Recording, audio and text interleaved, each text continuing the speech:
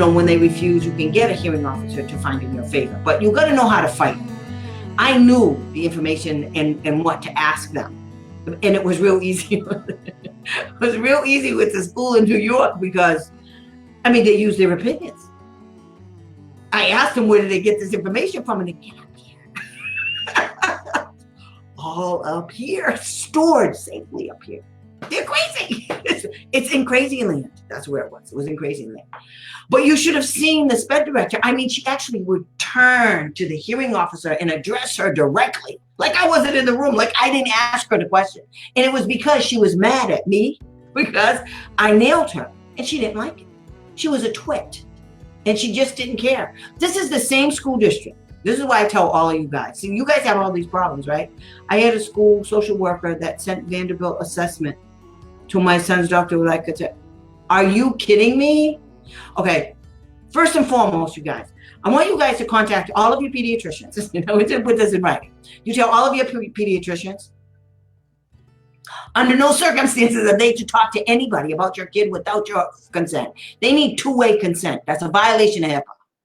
Okay, I don't care if this is school. The school thinks they can do whatever they want. You know, I can't even tell you guys how many times I've asked school districts for the copy of the custody papers that they have, that the guardianship papers that they have, that the parent lost custody and the state, the judge gave them custody of the kid. The one in New York, for instance, I asked them that too. Yeah. Oh my God, you are in Mass, honey. I'm so sorry. I had to move out of Mass because they're stupid. Just stupid. Yes. What I had in New York, Massachusetts is a little different when it comes to consent with doctors and stuff like that, because, you know, people in Massachusetts, the advocacy thing basically started in, I think it started in Massachusetts because there's so many advocates there, and there's a bunch of them like me. But I'm way worse than most advocates out there. I don't care what I say. And I want to call it like it is. You're being dumb and you need to correct yourself real quick, because what I'm about to do to you is not going to be anything nice. Okay, so just talk to my son. She is pissed. Good. What your doctor needs to do is send a letter to the school, the person that sent that to you, and say, I just spoke to the mother and the mother told me that you never got consent for you to send me this stuff. You know that's a violation of HIPAA. Are you a licensed? Who are you? Because you're, okay, here's the other thing, you guys. Your kid's doctor is a mandated reporter. They just violated your kid's rights. You need to tell your doctor to file for under mandated reporter. They just violated your kid's confidential rights. You don't know who this person is. You just get random kid stuff in the mail. I mean, what is that? But see, nobody calls them on this because you know why? You guys don't know about HIPAA laws. You don't even know what HIPAA is. If some of you do, you don't know that a doctor or a teacher or a social worker or the SPED director, they can violate HIPAA. Not to mention the idea, because they can't release any of your kids' records without your consent. But in New York, they were actually they actually said it and they testified that they would pick up the phone, call the kid's doctor, and ask for a prescription for OT. And the doctor sent the prescription. So guess what we did? She testified to this. So we found out that that's what they were doing. Then the wenches, the school secretary, the special ed director, the speech and language pathologist, everybody involved with this kid, they all admitted that they did that. When we found out they were doing that before this hearing, I told the mother, go get your kid's records, go to another doctor and tell that doctor he's this close to being reported. And by the skin of his teeth, he wasn't reported. Wait a minute, he may have been. But then we went and got another doctor, and then I told her, now you tell that doctor, are you going to release, are you going to write prescriptions because some idiot called and said they work for the school? So, because one of the questions that I asked, this is so bad, file a complaint. You can file a complaint through HIPAA, okay? It's a HIPAA violation, okay? HIPAA, I think, something like that. I can issue you the information, but see, you guys think that the only way you can file against school people is through IDEA. It's not. Every person that works for that school, that like OT, PT, speech and language pathologist, your doctor, social workers, school psychologists, yeah, they're all licensed in your state or certified in your state, whatever your state does, which means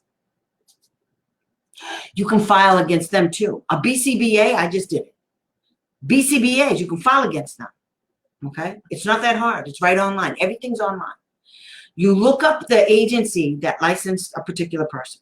In Massachusetts, we have what's called the Professional Licensing Board. Okay? So you look up the profession, and then it says how to file a complaint. File a complaint against that person and for releasing documents. So in every state, they have a department that does that. You can find out very easy. If you can't find out, you call me. You contact me, and I will find the information for you. And then I will send you the complaint form, and I'll tell you step by step what to do to these morons, because they actually believe that somehow they're protected because they work for a school district. They're not protected. And if they don't, like I told in Massachusetts, I said, confidentiality, that's right. Okay, the response from the state is really bad. There was 300 pages from the state. Yes, 300 pages. I don't know what that means. I got 300 pages from the school, but the state had to send it to me because the state said that they weren't going to do an investigation because I didn't send them I didn't send the school the complaint. So the school sent their complaint response to the state, and that's how we did it. So no, it wasn't against, it wasn't for Sean, it was another kid. Yes, they proposed that in the IEP. Shelley, it's one thing to offer and another thing to implement. Exactly. That's exactly what it is. I talked to my son's doctor today. I can't even understand. I mean, I'm telling you, I would tell the doctor to file against them. You say you're a mandated reporter, right? Why aren't you filing against that? I mean, I don't understand. Isn't it your job? I mean, I don't know where this chick put my kid's stuff. And then you can file for violations of HIPAA against that person. You tell me what that person is, what they're licensed in. Even if they're a teacher, you can go through the Department of Education to file against teachers and others that work in the school system that are releasing your kids' confidential records to anybody they see fit, because they think they have custody of your kid. I'm telling you, if I'm not asking them for the custody, and I'm serious, I tell them, please provide me with a copy of the custody or guardianship papers that you have obtained from a judge. Since you think you can release my client's records to anybody you want because you got that kind of power, I'm gonna need a copy of that decree from a judge. Thank you. Thank you very much. You know what I get? Crickets. I get crickets. But the school in New York, they actually testified that it's common practice. You know, one of my questions was to the SPED director, I kid you not, hand to God. I looked her in the face and I said, so you just pick up the phone and ask for a prescription from the pediatrician, this kid's pediatrician, and the doctor just gives it to you? Yes. And you don't get consent from the mother? No, we don't need it. You don't. So the prescription was for OT, correct? Yes. So let me get this straight. What if you thought that the kid needed medication for ADHD? Would you just pick up the phone and ask the doctor for that too? I would never do that. I looked at her and I said, what do you mean you would never do that? I'm not clear. So you have a line in the sand that you've drawn for yourself, is that it? So it's not beneath you. It's beneath you to ask a doctor, I said, for a prescription for drugs for the kid. That's not yours. And to expect a prescription. But it's not beneath you without the parent's consent or knowledge. But it's not beneath you to ask the doctor for a prescription for OT services without the parent's knowledge or consent. Is that correct? You know, that crazy woman looked me right in the face and said yes. And I just said, she says, I don't know. She got all mad. Well, I would never do that. I said, you couldn't prove that by me. I don't understand why you think you have the right. What are you relying on? I said, what are you relying on that says because you're a school, you can just violate this? So the kid doesn't have any rights when they come to the school. Is that correct? There's no privacy. Those laws don't pertain in this school district. Is that what it is? Objection. I bet it's an objection. Of course it was an objection because I nailed that wench. She got in big trouble. They had to pay so much stuff out. The second time we went to a hearing, they had to pay even more money out. By the time we got done with that school district, we won. both cases. One was in a 14-day hearing. I had to go stay with this parent in New York. 14 days. I went there twice. We won both cases. 14 days, we won both cases. By the time they got done with the second case, it was approximately $250,000. Their New York lawyer lost 2 cases with me. 2. I beat a New York lawyer. And she was absolutely no good to the bone. She was a serious ambulance chaser. I am not kidding. She was no good.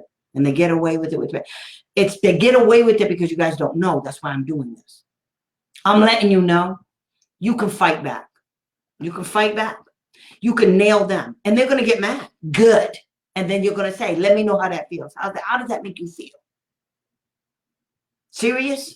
You guys think it's okay to do this crap to us, but we can't do it to you? I mean, is this the only place that you have authority is when you're here, so you just flex your muscles and you think what? I mean, it's wonderful. The things that I used to do, proving intent is not that difficult. You got to set these people up. And see, that's what you guys don't know how to do that yet. Everything that I've been teaching you guys how to do that paper trail is you're setting them up. That's what we're doing. That's the intent. You're going to prove intent because you're going to get in because they're stupid and they're going to write it in an email to you. That's why when you guys ask me questions, I say, write this in the email. And then when they respond, let me know what they said because you just buried them. That's why I do it. We have to set them up every single time. And it's the way you have to think about things. It's not, they want you guys to think like them. I'm telling you to think like me. If you think like me, you'll win. And it's way more fun. See, you're not a teacher. You don't work for the public school system. So why do you want to act like them? Why do you want to play this game on their terms? See, this is what I'm trying to teach you guys. We're going to go to a soccer game with a baseball bat. We're going to play football while they're playing hockey. And we're going to make them play football with a hockey stick. We're going to make them play our game. That's what we have to do. This is how you win. This is how you win the game. Because it is a game. You have to get that through your head. This is a game. But it's all about your kid too. Okay? It's all about your kid. So if you can put it together in a way where you set them up, and you do it in multiple ways. See, sometimes I'm real nice in the email and I'll tell parents, that's right, E stands for evidence. That's my girl. Who taught you that, girl? E stands for evidence, okay? Everything you do, even when they call you up, what I've been telling parents is this. Because school districts like to call and leave messages on phones, they're stupid. Because usually, what does it say on your answer machine? I'm not available at the moment, but you can leave in your name and your telephone number and a brief message, and I'll get back to you as soon as I'm available. And the idiots leave a message, and they say, well, we're calling because your kid just got in a fight, your kid fell down, blah, blah, blah. They just spilled their guts. Please call us right away. So instead of calling them, what you do is you send an email, and you tell them, I just received a phone call. Yeah, unless it's an emergency, okay? That's right, I did. Mwah. So, and Barbara's good. I tell Barbara all the time, hey, this is what you're going to do, write an email. And sometimes I get long-winded with my emails. So then I say, never mind, I'll do it because it's way easier. Because I know you guys are going, what the hell? She wants me to do what? It's way easier if I just do it. It takes me 3 minutes. So anyway, advocates know more than the district. What we know is dangerous. That's right. It is. I'm damn dangerous. Yeah, I'm their worst nightmare. Because I don't care. They don't impress me. I'm not afraid of them at all. I'm not afraid of any of them. I'm not afraid of the commissioner of the Department of Education. I'm not afraid of any person that works at the Department of Education. I've chewed out most of them. Barry Barnett chewed them out. Nina Marchese chewed her out. Reese Ehrlichman chewed her out. I've chewed out several hearing officers and got several of them dismissed from my cases because they're no good. Then I chew out OSAP. I don't care. Now, what I want to do is I want to teach you guys to do what I don't have the patience for. Because I go right here and I'm just pulling because I don't care. But if I can get you guys to do it, then they don't know that I'm working with you. And if they don't know that I'm working with you, then they're going to say stuff all crazy. And then you guys are going to tell me. And then I'm going to tell you what to do with that information. I'm going to tell you how to work with them. I'm real good as a coach. I can tell you exactly what to do and how to do it, how to act, what to say, how to catch them off guard. I can tell you all of that stuff. But you got to let whatever you know about special education, you got to let it go. Because what you think you know is all wrong. Because guess who told you all that stupid shit? They did. There's no more foxes in our hen house anymore. We hens, we're taking a stand. We're going to beat up the fox. We're just going to beat up the fox. I'm done. Fox is dumb, and we're going to corner the fox, and then we're going to jump. And we're going to eat the fox. Instead of the fox eating us, we're going to eat the fox. Love the fox. Good. That's I know I'm crazy tonight. I don't know why. I don't, it's like I had too much coffee or something. I don't know what's right. Document everything. That's right. You have to. I don't know what it's all about, Barbara. I don't know if it's all about the money, because I just think now that it's all about their egos. And the one thing that they hate, you do need to know how to navigate. Navigating these people is the key. If you can learn how to navigate them, everything else will fall into place, because as you're navigating them, you're learning about the laws. That's what you're doing. Okay. Is that a fist pump? That's right. We're going to get them, girl. We're going to get them. And they're not, the cool thing is, they're not going to see it coming. They're just not going to see it coming because they don't expect you. Your biggest weapon against them is their, I forgot, how did I used to say it? They had low expectations of me because they thought I didn't know, I'm just an advocate. I don't have a degree. I don't know anything. I'm just, Joe Schmo down the street. Then they got to know me in Massachusetts real well. Okay. And I mean, I know there's a lot of people in Massachusetts that know me from various departments that have to do with the Department of Disabilities, the Department of Mental Health, the Department of yada, yada, yada. That has to do with kids. I know it because I used to tell them, I go wherever the kid goes. If the kid is in DYS custody, I'm there. If the kid's in the hospital, I'm there. If the kid's standing in front of a judge, I was there. Telling the judge or telling the magistrate about what the school didn't do. Okay. How the school forced this problem to be this bad. Okay. So, oh God, yes, it's their egos. And that's the most fun. I don't think I have an ego. I mean, I know my shit. I do. That's not an ego, it's a fact. I know what I'm doing. I really do, and I like it a lot.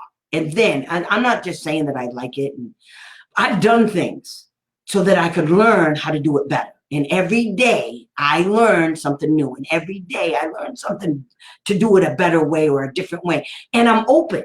Like, I want to hear how somebody else did something. I want to know, were you successful? Because then I will incorporate that into my shenanigans. Tammy, can we talk about bullying and what parents need to know, what to request if the child is vulnerable? Yes. If your kid's being bullied at school, get it in writing. Put everything in writing. Your kid comes home and said that somebody bullied your kid. What I want you to do is I want you to make sure these are the things you need to get, especially in Massachusetts. Massachusetts is a bullying law. It's really cool. First, I'm going to tell you, and the first thing you need to do is you need to get it documented. And you need to get it documented that you sent it to the school. Your kid came home and your kid said, little Johnny down the street beat your kid up. As long as it has to do with being at the bus, being on the bus, being anywhere in the school, on the school, at school events, anything to do. And if you get the student handbooks, people, get your school student handbook. You know that student handbook's filled with information you guys all need. One of them is bullying. Okay, because on the kid's IEP, it says, is your kid potentially a target of bullying? Yes. If your kid has a disability, guess what? That box should always be checked off. Always. Unless your kid, of course, is the perpetrator. Which some of them are.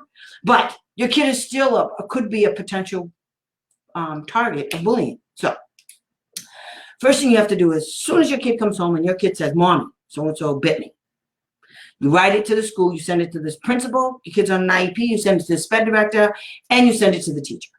I want an investigation. First thing you got to do. I want an investigation, and I want it now. Remember, everything you document, they're going to call you on the phone.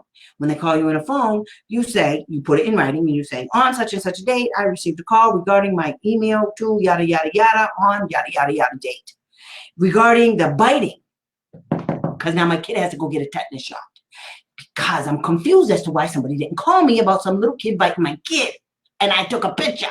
It's another thing. If there's anything having to do with clothing, marks on your kid's body, any of that, take pictures. Take pictures. This is what you guys have to do. Listen, okay. CPS, DSS, as it's called in Massachusetts, or something to that effect. Everybody knows what CPS is. If your kid or somebody, if CPS finds out that your kid got hit by you, guess who's coming to your house? Yeah, I guess what they're going to do. They're going to believe everything that kid said. That's what you have to do. And I've told schools that. Everything that comes out of that kid's mouth, I believe. You know what schools told me? I can't do that. Bet. I do it all the time. I'm going to believe you? Really? I don't think so. Pretend I'm CPS. I don't. Whatever the kid tells me, I'm going to believe. You people better be able to prove that what that kid said is a lie. Now, sometimes I have kids that I represented that are pathological liars. That's part of their disability. They just lie. I mean, one little girl that I represented, every 5 minutes, this kid was lying about somebody doing something to her sexually. Nobody did any of that, and everybody knew that she was lying. And that was okay but we still had to document it. Okay, local enforcement, that's right. So let's say the school district calls you up. There's an altercation at school. Come pick up your kid. First of all, your kid has to be suspended. You can't just go pick up your kid because of a behavior. Absolutely not. If the school's calling you because they can't control your kid's behavior, on the way to pick up your kid, this is what you do. And I don't want to hear that you can't do it. You can't put that kid in your car. Because what if that kid hurts you, grabs the steering wheel, does all kind, hits you in the back of the head while you're driving, a whole bunch of stuff. Because there are a lot of kids out there who have disabilities, who have really bad behaviors. So the first thing you want to do is, if a school district calls you up to pick up your kid because your kid was in an altercation regarding bullying, first of all, you don't pick up your kid unless your kid's suspended. Okay, that's number one. If they're telling you to come pick up your kid because of your kid's behavior, number two is you call an ambulance. I'm going to tell you what you're going to do all this. Call an ambulance. Send the ambulance, give the ambulance the address to the school, and you call the police and you tell them to meet you there. You're on your way. School just called. Your kid is off the chain. Your kid has this disability. They can't control him. I can't put him in my car. He's freaking out. He's in crisis. That's what you tell the police. He's in crisis. So what they do then is, now you have a record. Not only do you have a record that your kid has this behavior, not only do you have a record of that, but now you have a record that it was the school district that couldn't even handle your kid. So guess what you can get now? Out of district placement. Funded by the school district who can't handle your kid. It's number one and number two. Number three, let's say it's because your kid was in an altercation. First of all, where's the report? That's the first thing you want. You put it in writing. You go pick up your kid. Unless your kid's suspended, your kid's staying there. You stay right there with your kid if you want, or you go home and you say, is he suspended? He's not suspended. Well, then no. I'm not picking him up. He's staying at school. Bye-bye. You hang up the phone. Now, if there's a behavior, just call 911, call the ambulance, give them the street address of the school, and call the police. Now you have a record. That's what you want. You need a record. Okay? And schools don't like when you do that. Do it anyway. I've done it several times. And I can prove. And now I have proof. Remember the paper trail. Schools telling you know how many times school districts call up parents to tell them to come pick up their kids, and the parents go down there and pick up the kids because the school people are telling them they can't handle their kid? Those people are trained. What do you mean you can't handle my kid, crazy?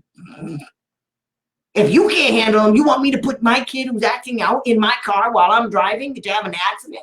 Why, you want us both dead so now you don't have to worry about my kid? Yeah, no, I'm not doing that. But that's okay. Okay, you go just like, don't tell him none of that. You go, okay. He's what? Where is he right now? He's with the nurse. And what's he doing? Okay, good. I'll be there in just a moment. Then all of a sudden they're going to hear woo, woo.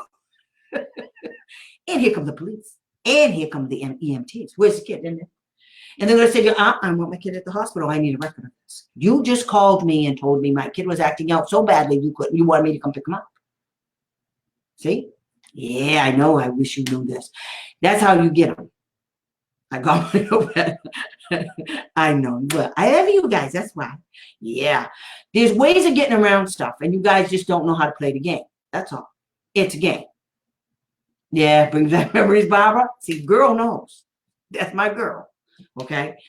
But this is how you do it. If they're going to tell you stupid stuff about how they can't handle your kid, and then you tell them, oh, good, I want an out-of-district placement, and then the wombats tell you what? We can educate him here. What? You just called me to come pick up my kid. And by the way, okay, so back to bullying. So under section, I want you guys to write this down. Section 9532 of the No Child Left Behind Act. So let's say your kid is a victim of bullying in his school. Under section 9532 of the No Child Left Behind Act says that your child, the victim of a bullying, can be placed in another school within the district, okay, let's say it's elementary school, within the district, and be transported by the school district's expense. Yeah, they actually did this crap to my granddaughter in Fall River, Mass. So what happened? I forgot what happened at the school, but they called us up, and I forgot how it started, but anyway, I got them on the fact she wasn't even a special ed kid. She was a regular ed kid. And they were trying to get her out of school and hold her back and all this crazy stuff. And they made a big problem. And when they made a big problem, Tammy made it bigger. Tammy got them on the 6 o'clock news. Yeah, my granddaughter was on the 6 o'clock news in Fall River, Massachusetts. And it made the front page of the paper. And then the next time I heard from that school, I really forgot. I even had a tape of it now. I don't have it now, but I can't remember why they called me. But anyway, it had to do with her education, and it had to do, they were trying to hold her back. And because they said she didn't pass their test. She was in the 1st grade. She's like 22 now. She didn't want to, they wanted to hold her back a grade because she didn't pass their literacy test. And so I asked them, what literacy test? The literacy test that the school district made up. Not an actual literacy test like the WIS-5 or the Woodcock-Johnson. No. And then sitting in front of the principal of the school. Oh, I know what it was. Get this. So my niece, my granddaughter, my granddaughter's going to school. She's little teeny tiny thing, petite. She's on her way to school, and this little boy, she gets to the corner of the school, between the corner of her school and her house, and the little boy says, do you want me to stick this in you? He said something like, it was a knife, and he put it right up to her neck. So she ran into the building of the school. She ran into the building of the school, and she went to the principal, and she told the principal what the little boy did. The next thing you know, they're in lockdown. The principal then took my granddaughter, my little teeny, took my granddaughter in front of, because she said the teacher wants to know who it was. She told him. And she said, what grade's he in? And she told him. He was in 6th grade. She was in 1st grade. Granddaughter's in 1st grade. So she brings my granddaughter in front of all of these 6th graders and says, pick them up. So my granddaughter says, him right there. Okay. So she rats out the kid. So the next thing you know, we're supposed to be hearing about the police report. So the mother calls me up and she said, Tammy, and this happened and that happened. And I said, okay, so where's the police report? I said, okay, I'm coming to the school. So the next day we go to the school and everything. I'm talking to the principal and I said, so there was a police report, right? This was right after Columbine too, and all that stuff that was going on in the school. And she said, there's no police report. I said, what do you mean there's no police report? Because we've been waiting now for the cops to show up to take her statement. There was no police report. I said, let me get this straight. You found a knife. The kid put it in my granddaughter's neck, and you didn't contact the police? Are you crazy? Now we go to the police station and file a complaint against that dumb kid. She was just a baby, that's right. And I'm going to tell you something let me tell you something, people. My granddaughters,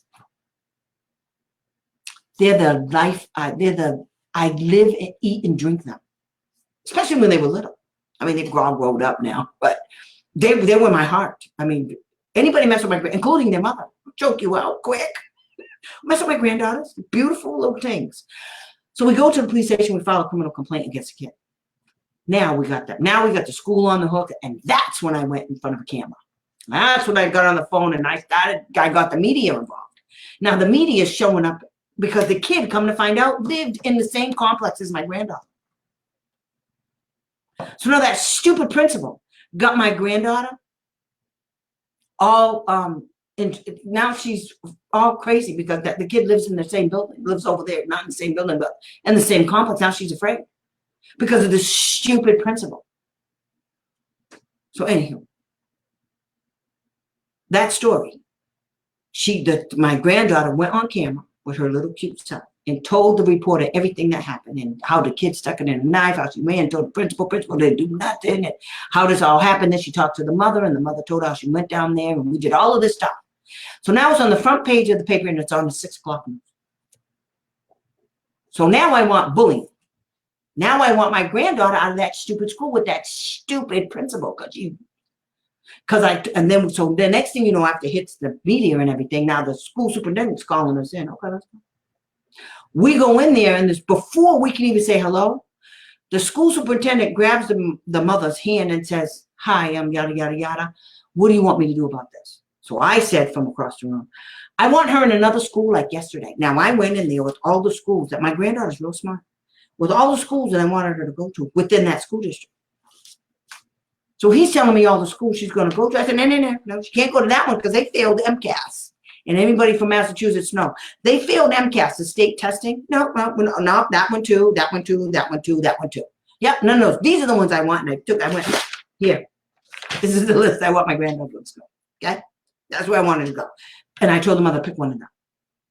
And I said, and by the way, you want to go tell your stupid people that pursuant to Section 9532 of the No Child Left Behind Act, because she's a victim of bullying, you guys have to pay for transportation. I don't care what school it is, and I don't care how far away. Okay, where my granddaughter lived in Fall River, Mass, the next state over was Rhode Island.